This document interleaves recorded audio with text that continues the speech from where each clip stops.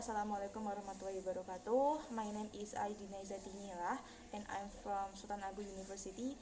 And today I want to read my assignment, Maria Montessori, the part 10, the Montessori movement. Interest in the Montessori method grew in many parts of the world.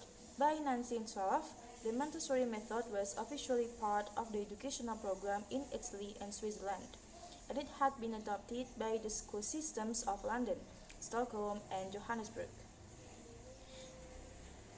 There were Montessori schools in many European countries, as well as in the United States, India, China, Mexico, Japan, Australia, and Argentina.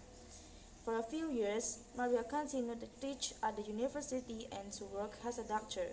Then, in 1911, she decided to give up all other work so that she would have more time for the Montessori movement. She wished to train the teachers herself and to keep firm control of the many new Montessori societies. She did not want her materials and method to be used incorrectly.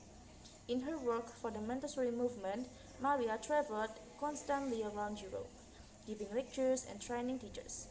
Her first trip to the United States in 1913 was an enormous success. In this period before World War I, Maria's ideas were extremely popular. Many articles and books appeared about her work, and educators were discussing her ideas everywhere. All kinds of people, teachers, politicians, priests, and princes come to Rome to see Maria and observe her schools to help her with all this work. Maria now had a group of followers, mostly young women who wanted to learn from her. In 1912, Maria's mother died, and for many years after that, Maria wore only black clothes. The death of her mother brought some changes in her life. Soon afterward, she took her son, Mario, back to live with her. She had visited him now and then during his childhood, but always as a mysterious stranger.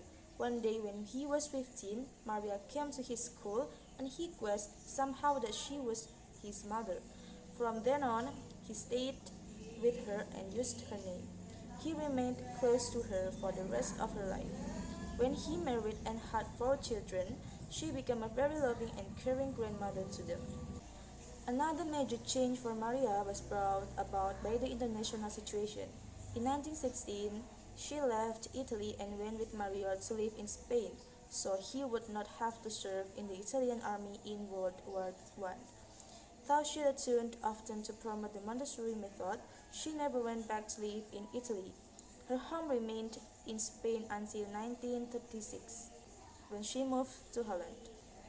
Then in 1939, she traveled to India and remained trapped there for 7 years during World War II.